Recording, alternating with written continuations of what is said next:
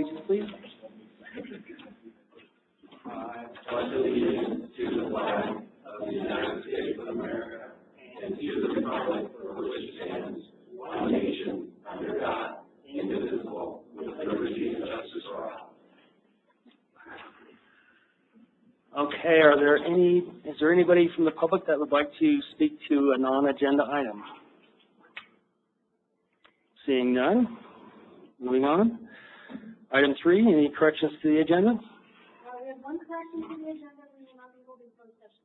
Okay, so item 12A has been canceled. Moving on to item 4, adoption of the consent calendar. I'll move adoption of the consent calendar. I'll second. We have a motion and a second. Do we have any comments from the audience? And that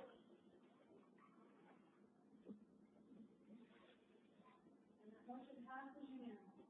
Okay, so no items brought forward for item 5. Moving to item 6A. Laura.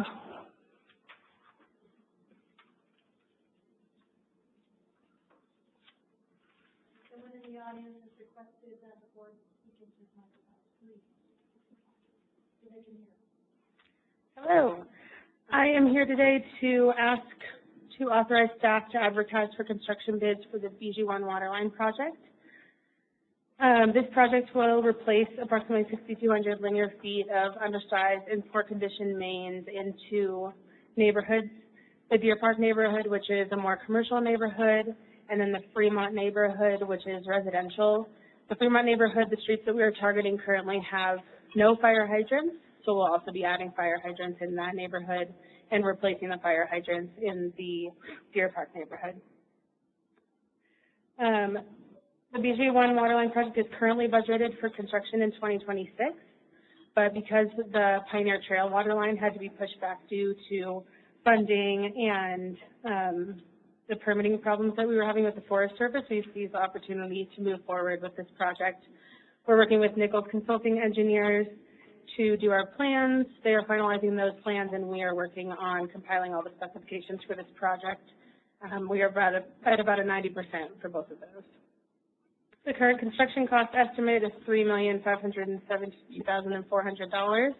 We do have a low-interest drinking water state revolving fund loan that will be used to fund this construction. And the goal for this project would be to advertise starting March 21st of this year. The bid opening would be on May 6th of this year with recommendations for award in May. And we would start the project right after 4th of July when we were previously planning on starting the Pioneer Trail water line and have construction be completed on October 15th. Are there any questions? Any questions from the board? Just curious, what's the water pressure for the hydrants in this area currently? Do you know? In the residential neighborhood, there are no fire No, hydrants. I'm in the commercial space. In the commercial space, we only have the 4-inch water mains in that area, so we are not meeting fire regulations. Okay. I don't know off the top of my head what the... Yeah, no, it's just curious. Like, so this is, from that perspective, an important upgrade. Yes. Any other questions? No? Any questions from the audience? What would you like us to do? I would like you to authorize staff to advertise for construction bids for the BG1 waterline project. So moved. Second. Thank you. Thank you. All right, item 6B. Megan? Oh, sorry, is this Taylor? Taylor, sorry. Good afternoon, everybody. I am Taylor, staff engineer here for the district. Today I'm here to request authorization to bid the 2025 Gardner Mountain Tanks Recoating Project. This project is part of a series of ongoing tank maintenance projects that the district regularly executes in order to keep our drinking water tanks in good operational condition. These tank recoating projects are important to extending the lifespan of the water storage tanks and ultimately delay costly tank rebuilds. The district regularly contracts consultants to perform condition assessments of our tanks to identify any coating or structural deficiencies. Back in 2022 and 2023, Potable Divers Incorporated performed condition assessments of the two Gardner Mountain storage tanks and recommended the following repairs. For Gardner Mountain tank number 1, it was recommended that the tank interior be fully recoated and that coating touch-ups be performed on the tank exterior. And then for Gardner Mountain tank number 2, it was recommended that the tank exterior roof be fully recoated and that coating touch-ups be performed on the remainder of the tank exterior and interior. The engineer's estimate for this work is $440,000, and with board approval, staff anticipates that this project will proceed as follows. We hope to advertise for bids on March 14th, open bids on April 24th, award the bid on May 1st, and issue a notice to proceed on May 16th. Does the board have any questions? Any questions from the board? Any comments from the public or questions from the public? What would you like us to do, Taylor? So today I want you guys to authorize staff to advertise for construction bids for the 2025 Gardner Mountain Tanks recoating project. Motion? So moved. Second? Second. Okay.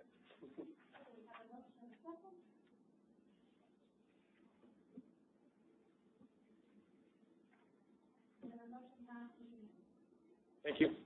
Thank you, Taylor. All right, next up is item 6C, variable frequency drive standardization. John. Hey, John. Good afternoon, John Sheridan, Operations Supervisor for the record. Mr. President and members of the board, I want to thank you for your time this afternoon.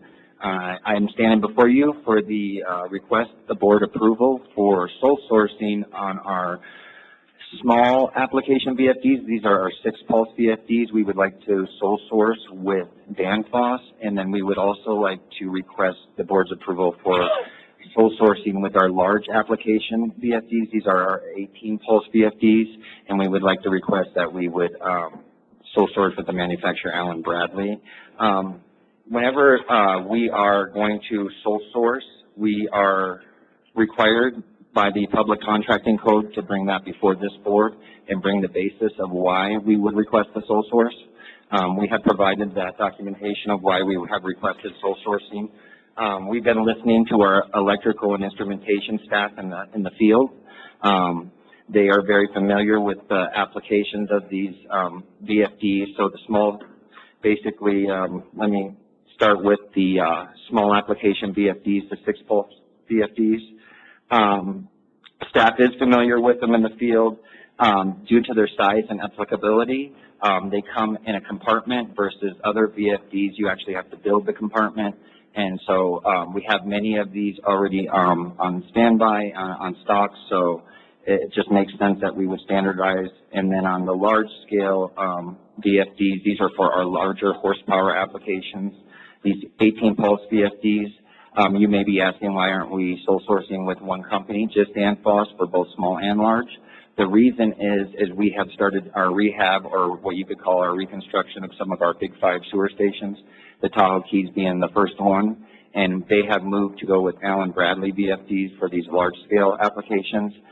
They have a new model out with has like and I don't want to get into too much technical jargon, but an active front end, and it eliminates some of the components in these larger-scale VFDs. So that is why we are looking to sole source with both these small-scale and large-scale VFD applications. And with that, I'm open to any questions from the board. That makes sense to me. You know, go with what staff knows and can work well with. Absolutely. Yeah. And thanks for including the definition of what a VFD is. Yeah. I appreciate that. Sorry. Is there any questions or comments from the public? Seeing none. What would you like us to do today? Mr. President, I would like you and the board's approval to sole source with 6-pulse VFDs with Danfoss manufacturer, and to sole source on our 18-pulse large-scale VFDs with Allen Bradley. Thank you. Motion? I'll second.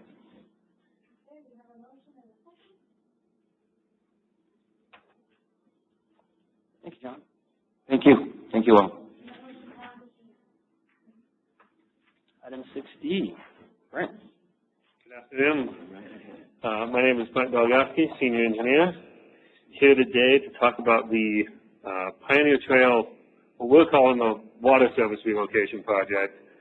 It's part of the city's pedestrian improvements project. So this is the phase 2 that the city is doing pedestrian improvements on Pioneer Trail, similar to what they did from Larch to the highway about 12 years ago.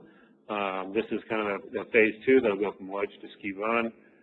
It includes storm drains, paving the road, moving the road a little bit to make room for sidewalks, curb and gutter, bus stops. So it's about a $4 to $5 million project for the city. The district has an existing 18-inch water main that runs through there that is our, backbone of that half of our system. And then we also have a 8-inch steel, old, rusty, leaky water main that runs along the other side of the road. And so, similar to what we did 12 or 13 years ago, we want to abandon that 8-inch line before the city comes in and paves the road, and we got to go on that to fix leaks. So, what I'm asking for today is a reimbursement agreement with the city. We've been working with their staff to get our plans included in their plans, so that their contractor, as they're doing their work, will also abandon our water main. So it'll abandon about half a mile of old steel main. There's, I think, 12 services and 5 mainline interties that will transfer over to the 18-inch. So that will get those customers onto the larger main. I think there's 2 hydrants that get relocated to be out of the way of the new sidewalk within this project. And we're also doing a little bit of abandonment on the sewer. We found some sewer manhole with some mains that didn't have any connections on it in Pioneer. By abandoning that, we will get that maintenance headache out of the way of one less manhole we got to maintain in Pioneer Trail. So yeah, that's kind of the overall scope. We've got about $461,000 is the engineer's estimate. We've got a 25% contingency, including this reimbursement agreement, so that as bids come in or things come up in the field, we don't have to come back to you guys. So it brings the total dollar amount to $576,000 in change. And then, so we'll execute this with the city. They'll take it to their next board meeting when they authorize the bids. They're opening bids on Tuesday. So hopefully we'll get a good contractor in there, and then our part of it will be, we'll go out and inspect when they're working on our system. We'll go out and shut down our system, things like that. But that the city's contract will perform most of the work. It's a little partnership with the city, and only tear up that spot once. So. Are you ready for some questions? Yeah. No, I just wanted to comment on that. This is a great example of what partnerships and taking advantage of a situation where they're going to tear stuff up, and we can take advantage of that. So I appreciate you guys having the foresight and doing that. I guess, because of the partnership, has it resulted in probably a decrease in something that we would otherwise would have had to pay a lot more to do? Yeah, so we're saving, contract and mobilization costs. Contract will already be there. That's kind of covered in their bid items. So we don't have a specific, item that's going to hit us on mobilization, traffic control, that kind of, big overhead costs that we usually pay about 10% for. And then also on the paving. So that's a huge cost for us on, recent projects. We've had real high spending there. And the city was, I felt very generous in this process of not trying to get us to pick up a portion of the paving. That they were just like, nope, we're planning to pave anyway. We've got that cost covered. And you guys can just, get all work done by the same contractor and then not have to pay for that patch paving. That adds up to a lot when we're doing it on our own. No, I agree. I think great cooperation. I just, less so on this project, but just out of curiosity, other kind of things you're looking for in the future where you're cooperating with the city kind of in this manner? Yeah, so we've got one from last year, and I've got to bring it back to you guys at a future board meeting, the reimbursement agreement that we worked out with them for the Humboldt Waterline project we did last year. that allowed us to, instead of paving half the street while we were there, we just patched our trench, and then they're going to come in this summer and pave that entire area, both sides of the street, and then some. And so it'll make a really good final product instead of us doing half the street, them coming back and trying to do the other half the street later. We'll pay into their fund that they'll then spend to do the final paving all in one shot. So they've got that coming up this summer. They've got a similar effort, I think, the following year they're going to follow Lucas. They're doing a similar water line, and they're going to follow them. So they're trying to prioritize a lot of their paving to follow us or, you know, other impacts. Same thing with Southwest Gas is doing those as well. And so that's one big effort we're working on with them. And then just coordinating all of our capital projects. So we meet with them at least twice a year right now to go through all the budgets on our list, all the budgets on theirs, and shift priorities so that they line up. I know Paul and Adrian just had a meeting with them to talk about Johnson Boulevard. So that's, you know, we've got a lot. We've got the major infrastructure there. They want to do big things in the future there as well. So that's probably 10 years out, and we're all talking about it already. I noted in the staff summary that March 11th, the bids are scheduled for opening. Do you have a sense of when the construction is going to happen? Is that this year? Yeah. So this will be starting May 1st, hit the ground running, and hammer out the whole project this summer as well. So, yeah, that's fun. It's going to be a busy summer on Pioneer Trail. Thanks for the All right. Are there any other questions or comments from the board? Any questions or comments from the audience? Seeing none, what would you like us to do there, Brent? I'd like the board to authorize the general manager to enter into a reimbursement agreement with the city of South Lake Tahoe to provide for the abandonment and relocation of water and sewer utilities in the amount of $576,555.25. I'll move to approve. I'll second.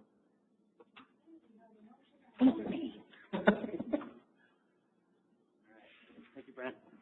Thank you. Great.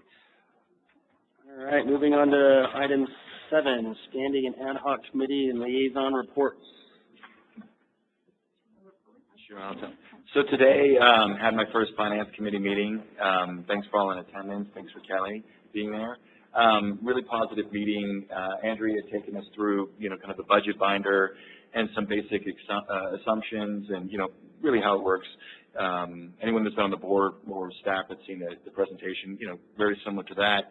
I think really where we got into is a conversation that really built upon kind of the CIP budget workshop in which we talked about, well, you know, from what we're budgeting to what we're actually spending capacity-wise, what are some of those deviations, and, you know, how do we get a better sense of that? And so we had talked about going back, looking to, I think, 2019 to kind of compare, well, what did we budget that year for water and sewer? What did we actually spend?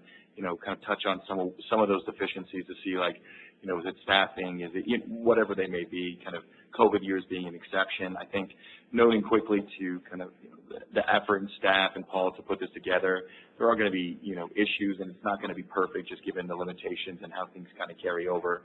But really hope to, you know, kind of mirror what we're spending to the rates we're coming into, and then look to kind of what's carrying over year to year in terms of finances and CIP kind of projects as well. And so get a fuller flavor of exactly what's going on. So really excited for the updates there. A couple other things, we talked about meeting more frequently, going to kind of a quarterly meeting system, not including the budget and the audit meeting, so a total of 6 in a year.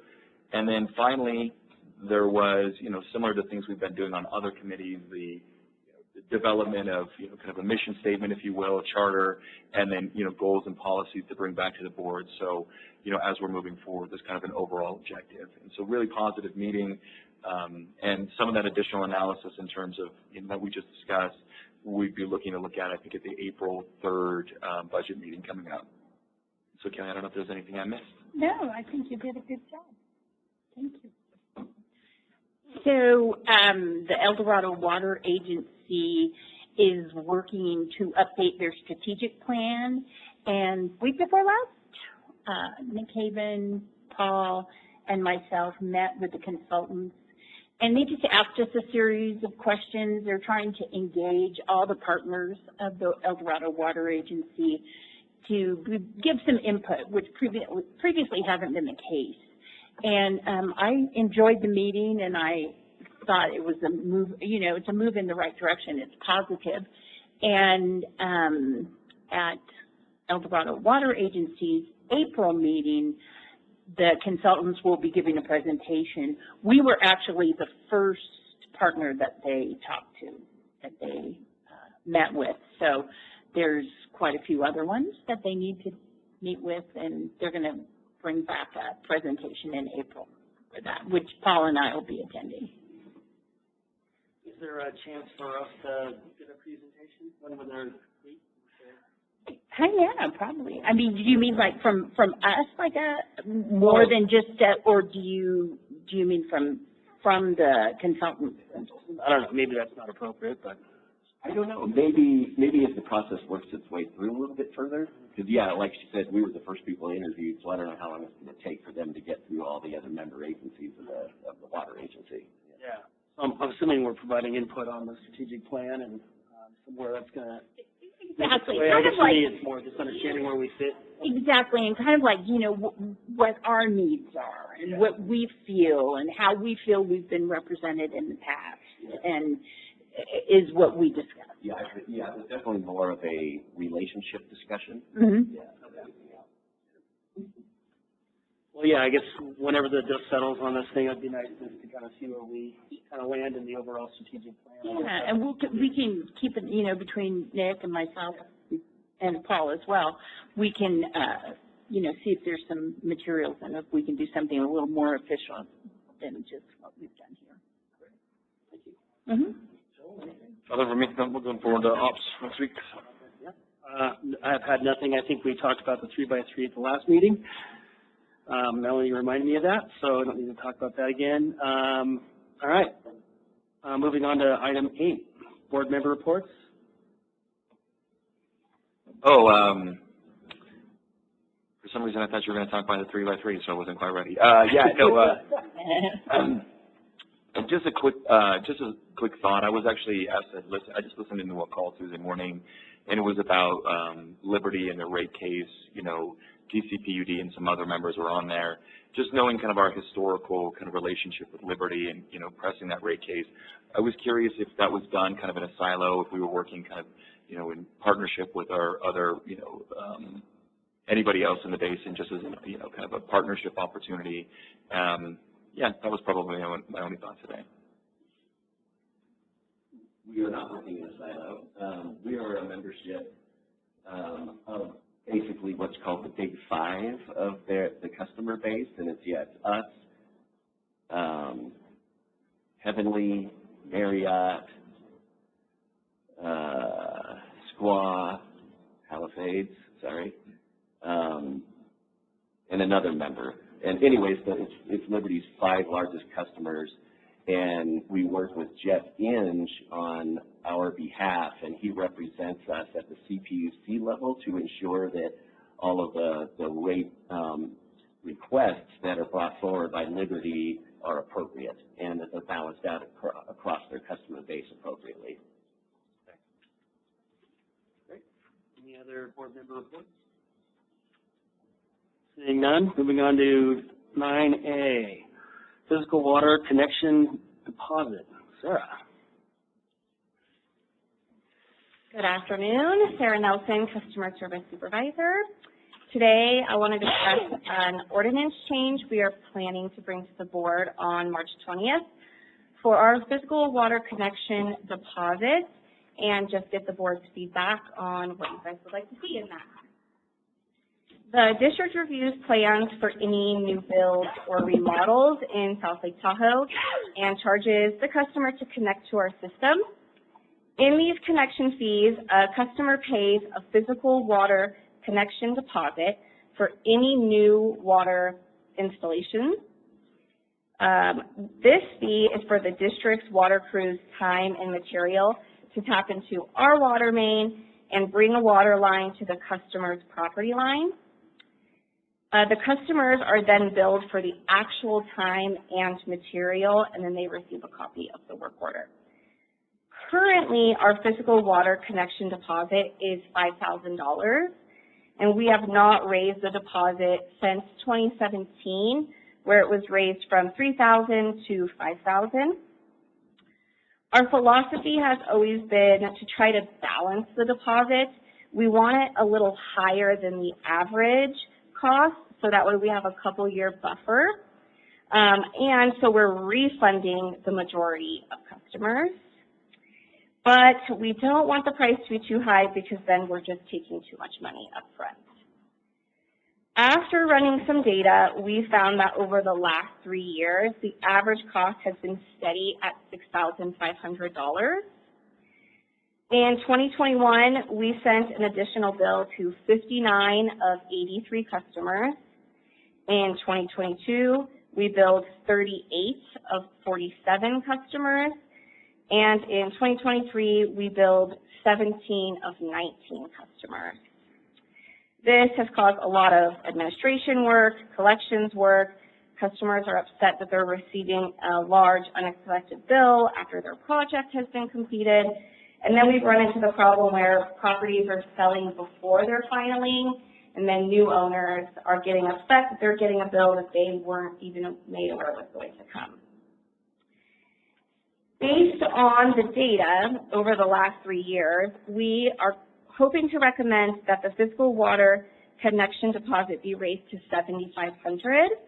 So that way we are refunding most of the customers without taking substantially more from them what is needed. This should buy us a couple of years unless something unexpected like COVID happens again that raises prices substantially. We want to make it clear that we're not increasing the cost to connect to our system since we charge the customer actual time and material to install their service. The customer will pay the same amount, and increasing the deposit will help better represent our expected cost. We're trying to make the burden easier for the customer by having them pay this up front when the funds are already available, and then surprising them once the work is done with a little small refund.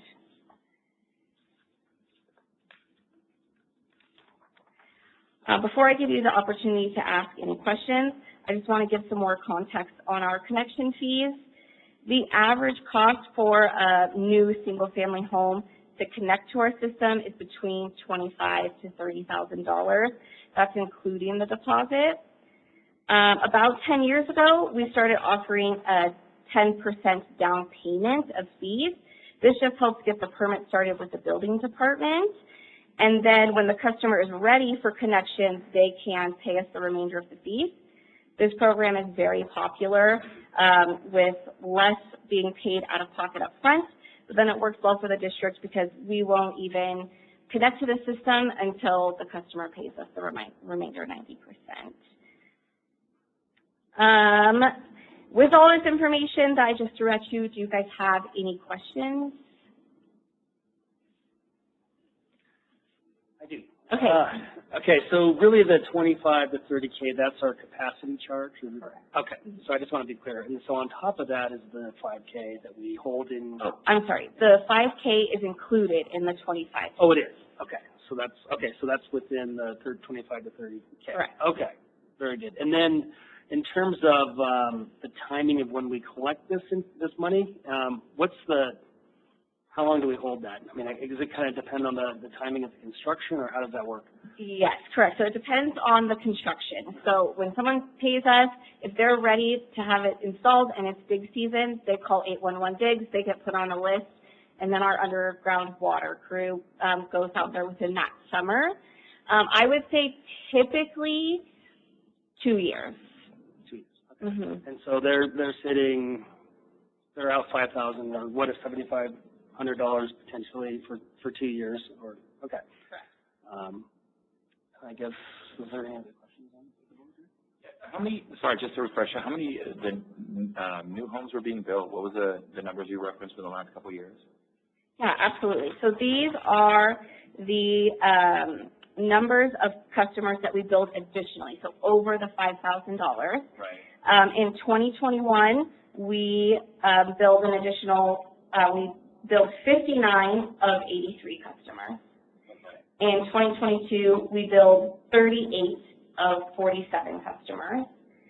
And in 2023, we billed 17 of 19 customers.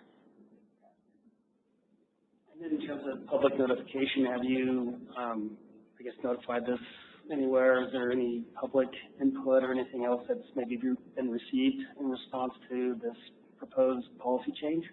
We have not put out anything to the public.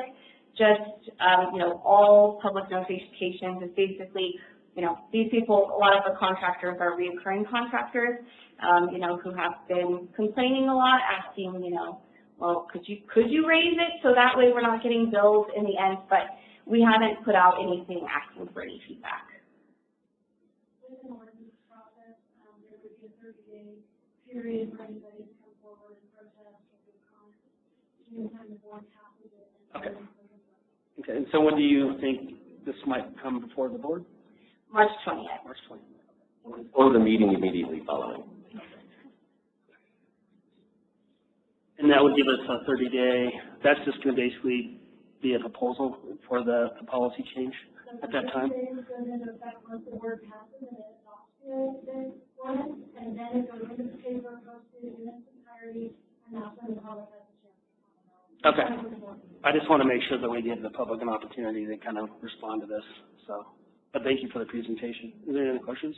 Yeah, I mean, I think just, kind of broadly as we look at, kind of varying mechanisms, the number of people impacted kind of becomes smaller each year. With vacant lots where you're doing new builds. And so, relatively few people are impacted. And I also agree that getting the funds at the end of the project is murder. Yes, and so I think for a lot of different reasons it makes sense. And so, I'm curious to see how it goes in, if we get any comments from the contractors. But to your point, I think they would support it as well because it makes their life easier. Just to, always good to get a refund at the end instead of the bill. So I agree completely. I assume the big change was after or during COVID. Is that what we? Yeah. Okay. Yeah. Was that? Do we have? You don't have numbers for pre-COVID, I would assume, right now, of like what it went from to? Because obviously that's you're talking like 75 to 90% of people got billed more, but. Right. I do not have Okay. numbers. Okay. Okay, do you guys have any feedback? Would you like to see something different from the 7,500? No, it sounds like you thought it through and you guys had your numbers pretty square, and I think it makes sense. It's good to know that it's part of that 25 to 30K. I'm just curious, I guess one more just question is just what drives the cost? Is it kind of just the location and some of the materials you're dealing with, the site-specific issues that emerge as part of that particular? Right, yeah. So as we explained to their bills to the customers or contractors, it really does depend on location. How much granite are we trying to break through? How far is the main water line from your property line? How expensive is the material that year, and then labor costs. So how long did it take us to get the? And we're doing everything we can to get that done quickly. Absolutely. Sorry, I was going to say, so the refund goes to the contractor, correct? But the bill goes to the homeowner if it's over? Whoever paid the connection fee, that's who the bill or refund goes to. I just have one other question. In terms of, as we look at rates, we've always kind of prided ourselves in being the cheapest in the basin. So for these connection fees in this kind of process, do you know how that, aligns with other districts, both on the Nevada and California side? That's your question, right? I do not. Connection fees are complicated because the state of California has very strict requirements for how they're calculated. So this is part of the thing that we bring Sean Korn in from HDR.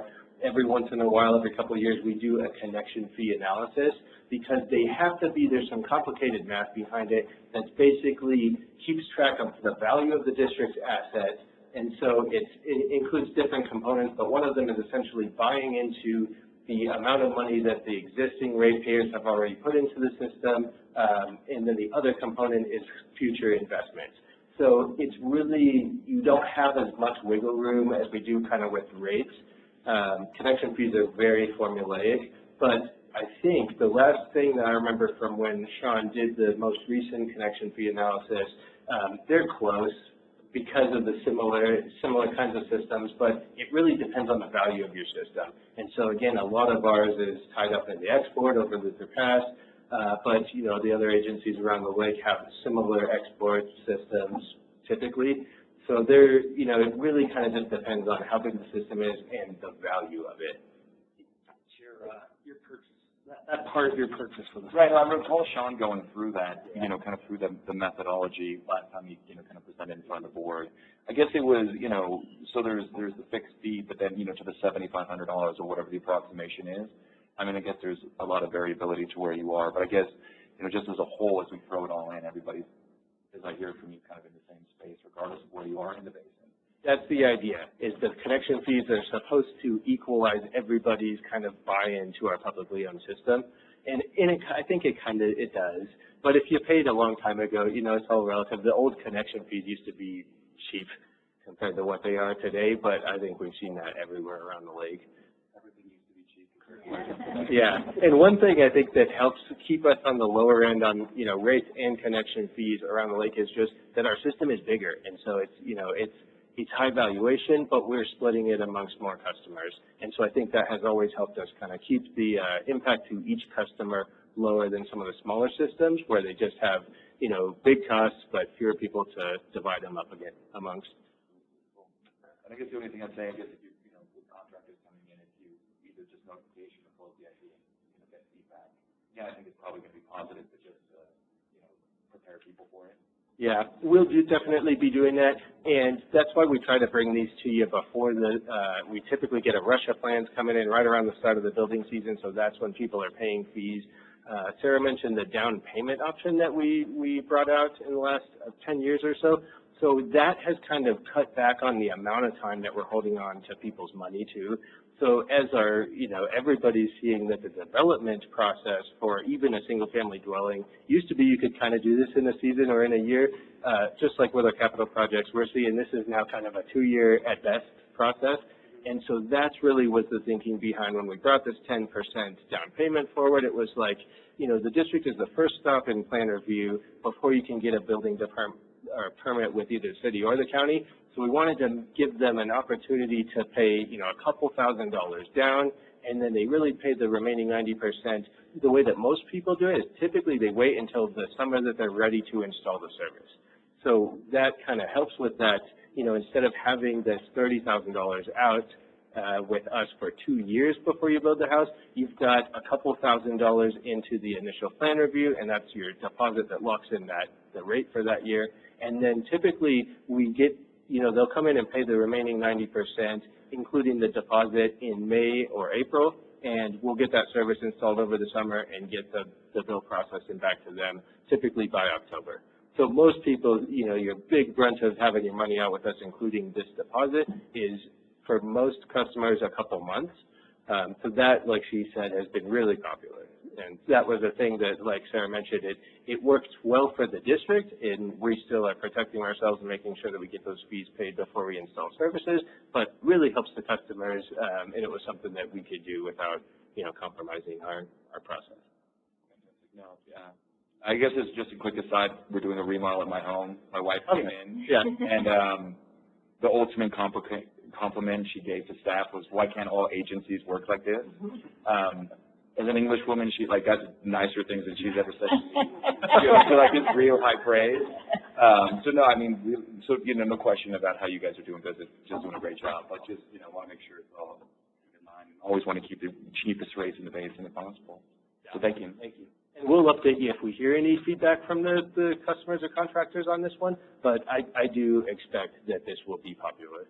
Sounds like they're already in favor. They've already. Yeah, I think they understand that they're already paying this money. Yeah. And like you said, Nick, it's really, you know, being able to have in mind what your budget is for a project like this at the start is much easier. Absolutely. Yeah. Great. Well, thank you. Great. Thank you. Okay, moving on to 9B. Lauren.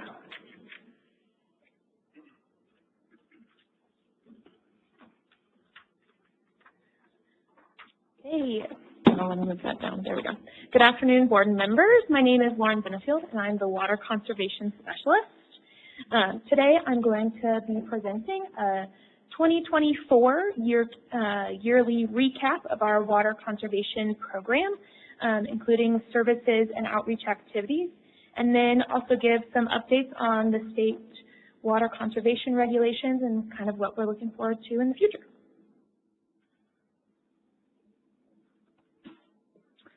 So before getting into the conservation program, I wanted to start off with an overview of our water production. It's interesting to see that in 2024, water production was higher than in 2023 with 1,615 million gallons.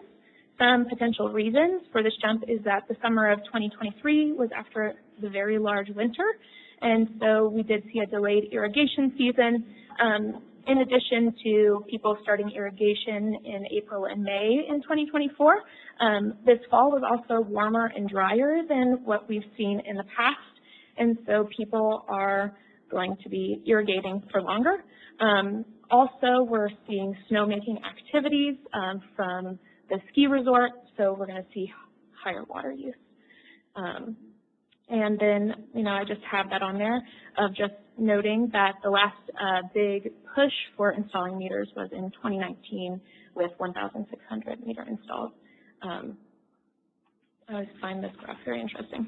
Thank you. I think we talked about this as part of the system efficiency, this graphic, and you placing some of the, the earmark program elements onto it relative to the timeline. So I just thank you for doing that. Yeah, absolutely. So this is looking at the monthly breakdown of monthly water production. These numbers are higher than last year.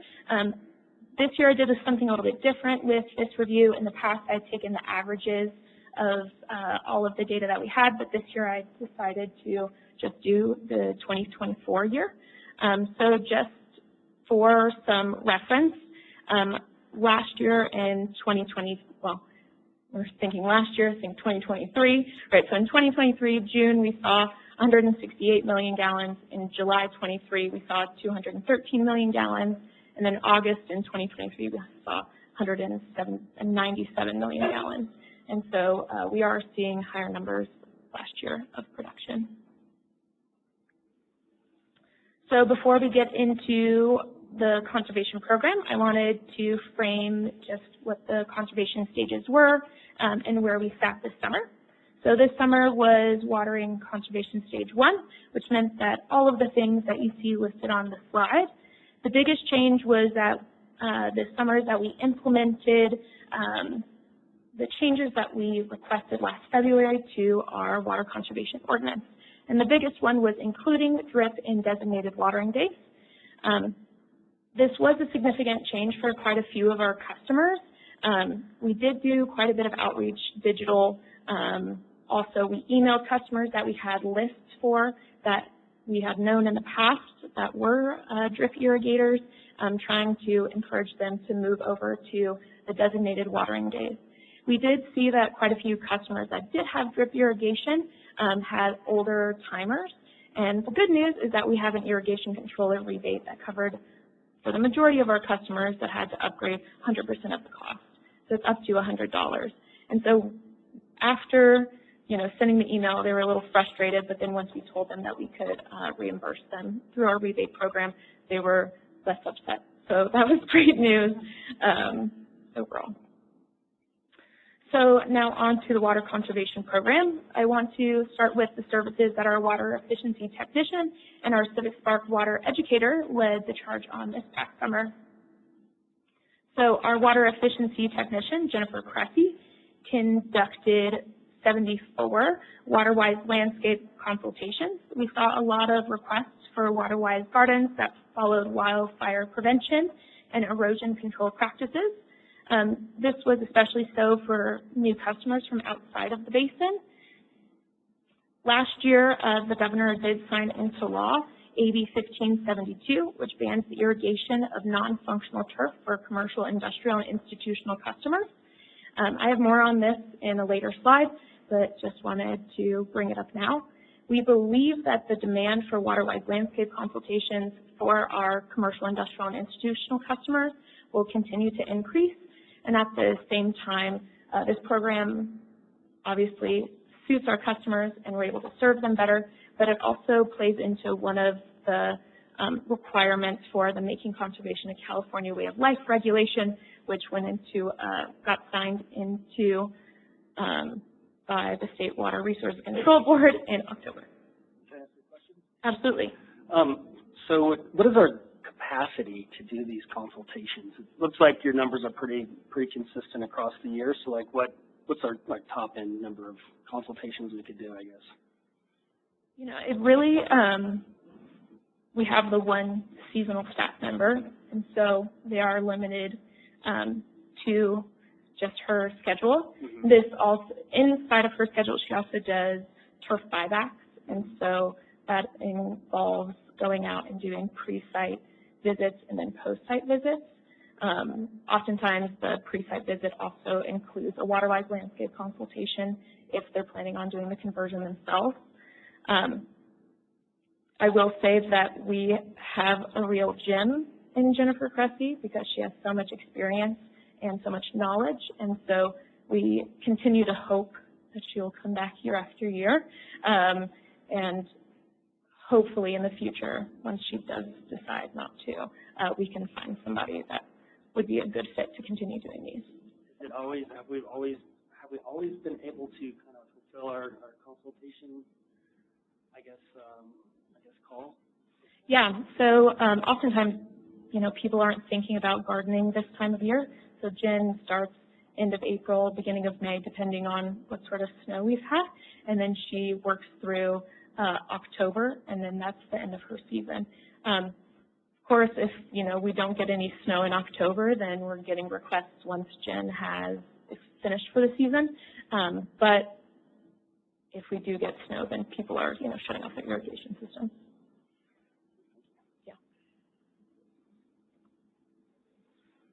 So one of our most popular programs is our turf buyback program. You can see the comparison from last year to this year. This program was entirely grant funded this year through Department of Water Resources Integrated Regional Water Management Grant, a mouthful, with the focus on drought response. Thanks to Jen Cressy, we are seeing a lot of traction and excitement around the program.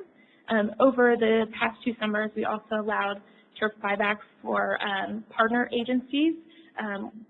So for the city of South Lake Tahoe, for El Dorado County, things like that, we haven't seen them utilize the grant, but we are always hopeful that they will. The cost of the rebate last year was $56,000, $107. So we did see 2 rebates for our commercial, industrial, institutional customers, and that was with South Lake Brewing and also a church in Fairtrack. So that's great. So I wanted to share some analytics from the Water Smart program.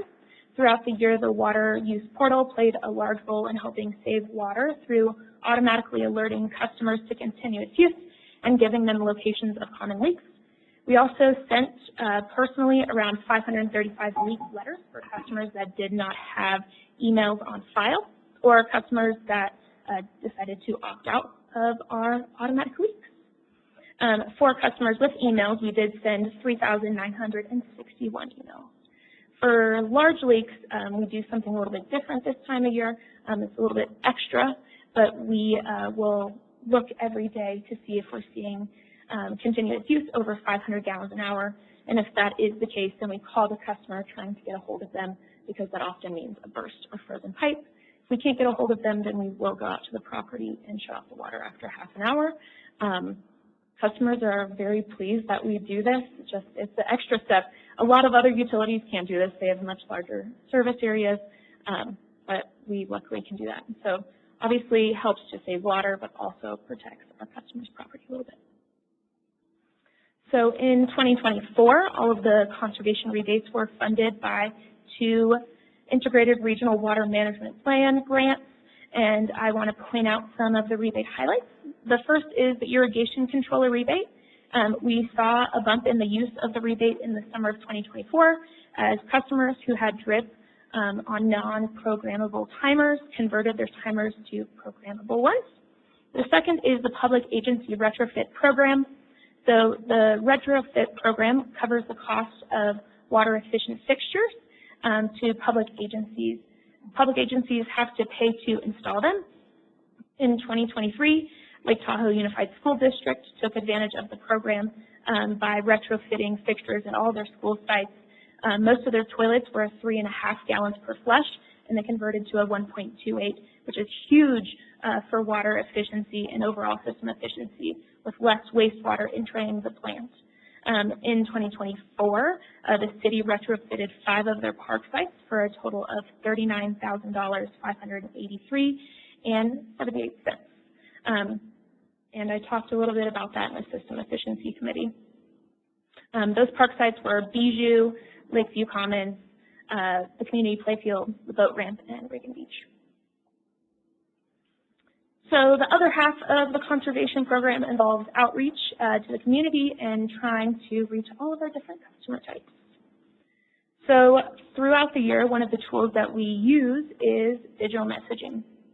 Through the water use portal, we email customers with conservation messaging, such as welcome emails, designated watering days, inviting to join any sort of workshops that we have, winterizing tips, and many more. Right? These programs remind customers of who have lived in Tahoe for a long time, but also customers who are new to Tahoe and our winter conditions. One campaign we focus on in March is Fix a Leak Week, and we updated the graphics following the water leak bandit, drip and drop, and the detective that catches them. Social media is another effective tool to reach our customers in a unique way, especially our renters that don't get our email. This past year, we aimed to post more Instagram Reels, as many people are taking and consuming social media through videos instead. In 2024, we posted 946 times across 4 different platforms, and we saw an increase in post impressions from 2023. The posts include a variety of captions, fun and serious. We also used social media last spring to advertise for Prop 218, where we reached over 4,000 accounts in 20 days with a budget of $2.50 per day. We attended 11 farmers markets over the course of the summer, changing materials that were brought to pass out depending on what type of customer we saw. For example, we see a lot more locals at the Myers Mountain Market, more homeowners and the older community members at the El Dorado County, and we see a lot of visitors at the Ski Run Market. On top of attending farmers markets, we also attend a whole bunch of community events. Some of the big events that we went to were the Earth Day Festival. There's around 2,000 people that attend the Earth Day Festival. Fire Fest, the Tahoe Summit, the Fall Harvest Festival. Each event helps us to really reach a different demographic and meet customers where they're at.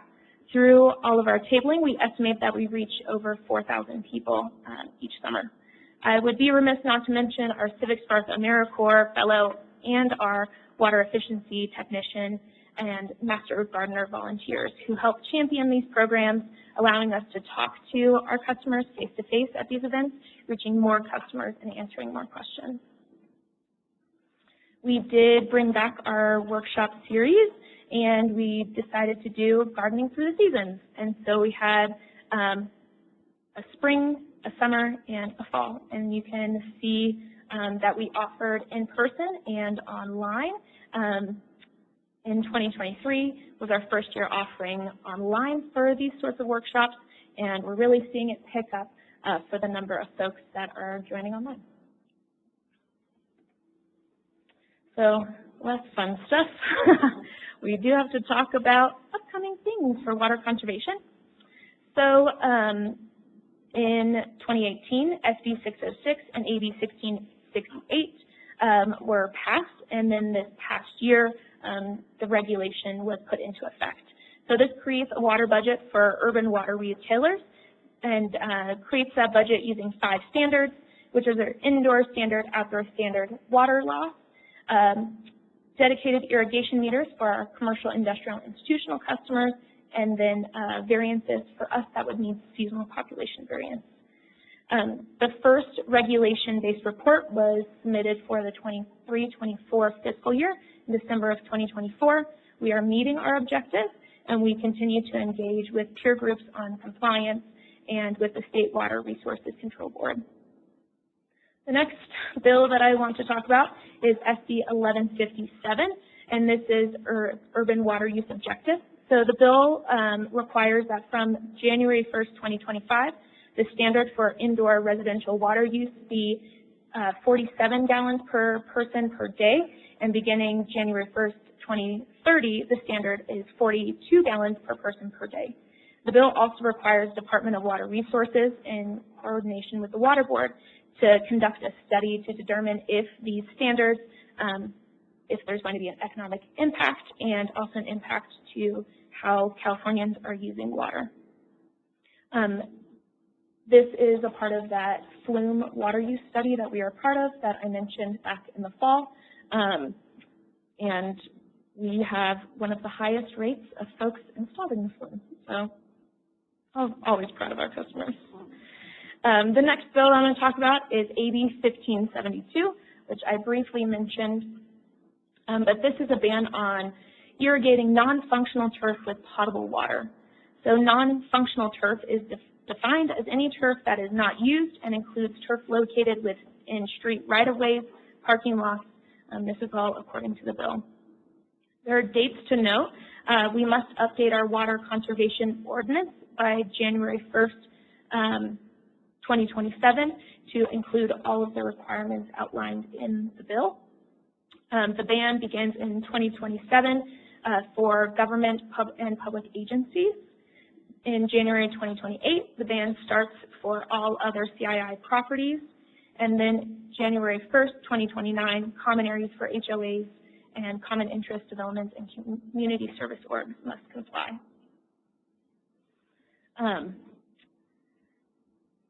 I also want to provide an update. This is a lot, I'm sorry, this is such a heavy slide. I also want to provide an update for the water conservation program. The first of which is that the district has been involved in an indoor water use study. So we are in the second phase of the study, which is sharing our billing data. Once they have completed the study, an advisory group will look at creating methodologies and synthesizing what came from the study, and then the group's recommendations will be oversaw by a 30 to 35 person working group. The district has found in the past that it is really beneficial to engage with the State Water Board and DWR staff on the regulations. So Shelley and I are crossing our fingers and hoping that we get accepted to the two groups that they have for this. We are also looking at some changes with our rebate program.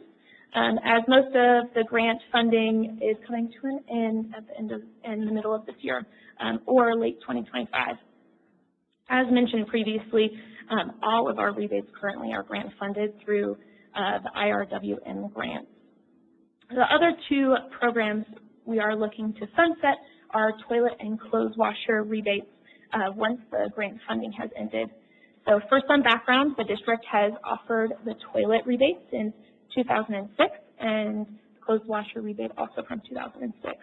So these rebates were started as a way to incentivize customers to select more water efficient fixtures, as there were not as efficient fixtures on the market at that time. So now we are seeing that the market is predominantly, especially for toilets, 1.28 or 1 gallon per flush. You can't buy anything else. Even in Nevada, for clothes washers, most are water efficient or energy efficient certified, and we are seeing more and more Energy Star certified clothes washers. We are looking to keep the turf buyback program, irrigation controller, and leak repair rebate. We believe these will bring the biggest bang for our buck when it comes to water use efficiency, helping us to reach our urban water use objective in the coming years and to create a more efficient system. The last update, we're almost there, I promise, is that we received a Bureau of Rec grant that started about a month ago.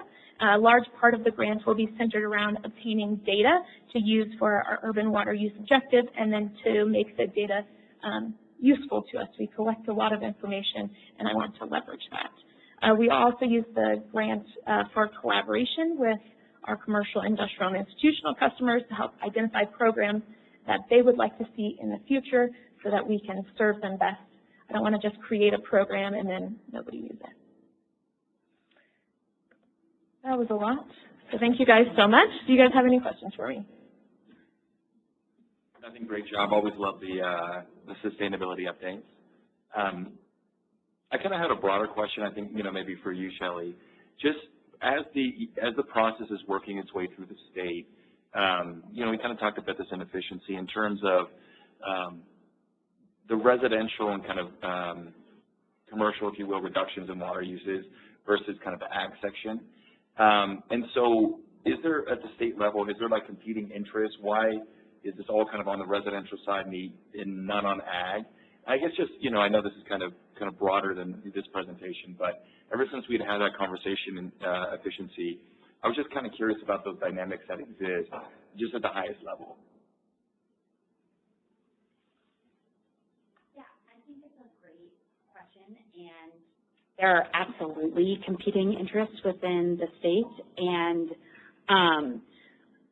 all of these regulations that Lauren has spoken of start with the legislature. So it's not the Department of Water Resources or State Water Resources Control Board that come up with these ideas. A bill is introduced and gets passed. And so each year there are hundreds of bills at the state level that are introduced, and lots and lots of them touch on water in all sorts of different capacities. So we're very involved with that phase of it, not just us, but also the member groups we're a part of, right? The Association of California Water Agencies on the water side, California Special District Association, CASA. So tracking bills as they're introduced and working with the authors to modify, oppose, support things according to how they're going to impact us. And the ag side of the house is doing the same thing, right? So as representatives bring forth bills, the ag lobbyists and groups are doing the same thing to try to make them palatable for what's best for California. I don't think that really addresses your full question. No, it does. I guess, I suppose, and there's the obvious like ag lobby, and I think that makes sense, kind of keeping that in a basket.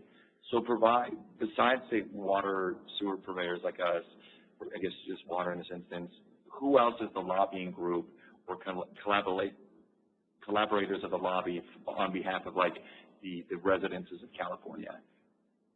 Yeah, I think it depends on what the bill is, right? So sometimes environmental groups get involved, either supporting or opposing things. So for conservation, it's normally supported by the environmental community, so they'll get involved. Sometimes wildlife groups will get involved, depending on if it's touching on water supply, right? So water supply and water rights and what's that doing to our creeks and streams for fisheries and whatnot. So it really is bill dependent on who is for, against, and working with the author to modify. Right. I could go down a rabbit hole with this. Yeah. I was just kind of curious to the dynamics. Yeah, and Nick, something that it can feel frustrating living at the top of the watershed where we have an abundant supply when we are in an arid state and the bulk of our population and our representatives live in desert, semi-desert regions. So I think it's really important for us as a mountain community to stay engaged to make sure that we don't get, inevitably we have to comply with what California passes, and it's not geared for small populations in the mountains. Yeah, no, I would say it was less of that, and then if you look at the the state's overall water budget, what you could actually, I kind of went down a rabbit hole with this after we discussed, after you look at what could actually be achieved with some of these reductions, so you're essentially tightening the screws on your own populace, and then if you look at, say, how much of our ag budget is then going to China, for example. So you're now taking more water than you could ever conceivably save through tightening the screws on your own populace to help the caloric intake of your geopolitical rival. I think only in California does that make sense. And so it doesn't, I guess, like, the confirmation I wanted was it doesn't make sense. And at some level, you kind of brought that forth. Yeah, it's worthwhile to be a part of providing comments, opposition, and support on when bills get introduced. Once bills get passed, we found it really worthwhile to work with the agencies that then have to figure out how to roll them out so that our unique situations, for example, snowmaking is such a great one, right? When they created a variance, when they were addressing what recreational water looks like, they're thinking about water parks, right? But we don't have water parks in Tahoe. We make snow, and that shouldn't be a part of our residential or normal CII water calc. So by being a part of that process, it got included. And so this year, Heavenly's been making a bunch of snow. We had a really high, what was it, January production numbers because we've had a really dry winter. So that isn't going to ding against us. So just where and when we can, being involved to benefit our community. Yeah, no, I just to comment, I think you as your team has done an excellent job in that, both at the state and federal level. And I mean, to your point, we're incredibly small in the overall scope of things. So no, you're doing a great job. I can't believe you don't think California makes sense. Well, no, it's just like I couldn't get. So we left that meeting, and I went home, and I was like, okay. And I just like through quick searches and what you could do. And as I was looking, I'm like, oh, this is preposterous. Like, how could you intellectually stand in front of a group of people and say this with a straight face? And you couldn't really. And so, you know, not to take it on, but this is why I could go down a rabbit hole with the lack of common sense. But I do appreciate your feedback. You're right. It is what it is. You opened the door, so unfortunately I can't stop. But if you recall back in 2013 or 14, when Governor Brown was in the office and the first drought regulations were implemented and required a 10% reduction in all residential usage, at that time it was determined that the amount of residential usage compared to all water uses in California was 1%, and so the savings was 10% of 1%. So yeah, California's interesting. Well, yeah, I mean, like I was standing at the grocery store. I know how much water they forecast to go into a wall. You know, these different things. I'm like, man, that's like my whole neighborhood right there. That's sitting in there on the shelf. I guess you just sat there, and so. But no, and I always do appreciate your updates as you navigate the process. Great. Any other questions or comments? No, I just wanted to echo that you guys are doing a great job. I sit pretty close to someone Monday through Friday, hearing about this stuff a lot by proxy, and I will say that the district here has brought up a lot on a good standard level when people are reaching out about how do we do this, how do we do that. I hear the district here brought up a lot in that capacity, so you guys are doing a good job. Thank you so much. Thank you, guys. Okay. Moving on to 9C, attorney update regarding city relations. Ryan. Yes, good afternoon, Board. Ryan Jones, your legal counsel this afternoon. I wanted to report back from the last board meeting. The general manager updated that the city of South Lake Tahoe had approached the district about a franchise agreement. So I wanted to report back that our team did reach out to the city attorney there and inform them that, you know, about 10 years ago they had made a similar request, and we had provided some legal opinion that we're exempt from franchise agreements. So we provided that opinion again, have not heard back since then. So it's been about 10 days since. If there's more feedback, I'll provide it at the next meeting. But I just wanted the board to be aware that there has been disengagement with the city.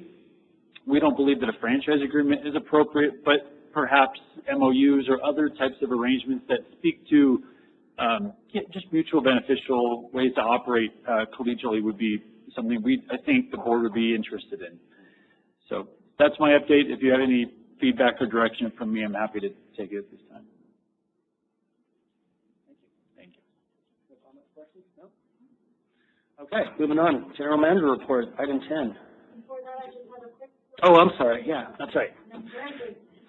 You should have all received an email from me regarding Form 700, which is due by Friday, March 28th.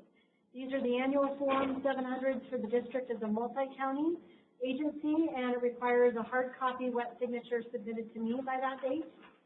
Effective January 25th, or January 1st, 2025, Senate Bill 1156 requires members of the Board of Directors and the General Manager of a groundwater sustainability agency to file a separate statement of economic interest, so the Form 700, directly with the Fair Political Practices Commission. And that will be done electronically online. An email will be coming out in the next week that will provide a portal where you would go on and fill the information in and submit it electronically, and that's due by April 1st. If not filed by April 1st, there is the potential for fines up to $25 a day until it's filed. So they're very strict on this. The one that comes to me, I make it due by March 28th to give a little wiggle room if I have to hunt you down and come and get it. But with them, April 1st is it, and then you start getting fines. So it's a new process this year. I just wanted to give you this notice ahead of time. I'll send out another email next week as just kind of a reminder. And then the email that comes will come from the FPPC, and we'll have all of you copies on it. So that will include the link to the portal. If you have any questions when that comes up, feel free to reach out. So essentially the same information is going to be provided. One's going to be online, fill in form. The other one's going to be handwritten. Okay. And can you please let us know when the online one comes in, because I hate to hit any like links or anything on PD. I don't want to like touch any of that. Just let us know that it's legit. I'm always reaching out to Brian. Okay. Paul, you're up. Oh, just a couple of additional things. The reason I had mentioned that Sarah may be coming forward with her ordinance for the physical connection fee the first meeting of April versus the next board meeting is we are exploring whether it may be possible or not to cancel the next board meeting. Obviously, if we can, we'll let you know next week. Brent mentioned that Adrian and I did meet with the city to talk about Johnson Lane on Monday, and it really doesn't involve us at all, but you may be interested as a member of the driving community. They are planning to do a complete streets project for Johnson Boulevard, but that's like a minimum of 10 years out, and it's going to be very expensive. They don't have any of the funding yet for that. But in the meantime, they would like to at least replace the pavement on that street because it's so bad, and so they just wanted to ensure that we didn't have anything coming up in the immediate future that could cause us to have to dig that up. That's what's going on there. One more thing, I just wanted to recognize the great work of staff yesterday during the fairly extensive power outage. Everything here at the plant, as well as in the field, operated as it should have. A lot of that, of course, is due to the fact that, you know, you've approved us to install many backup power systems out in the field, and so that's very helpful. And it was kind of a good time of year for it because our flows at the plant were fairly low to moderate, and so we never even had to fire up the generators out at Luther Pass Pump Station. So that was good. So, yeah, thank everybody for the hard work. Did we lose power throughout the whole system or just here at the plant? Or do we lose it out at? I think it was everywhere. Okay. Yeah. Wow. It was Myers, up Carson. Yeah. That was a long one, too. Yeah. Yeah, I would say thank you so much for, I was thinking about you guys when I was flushing the toilet. Water. It's going. All right. Anything else? No. Okay. Okay. Item 11 is the notice of past and future meetings and events. Item 12 has been canceled. I think this meeting is adjourned. All right.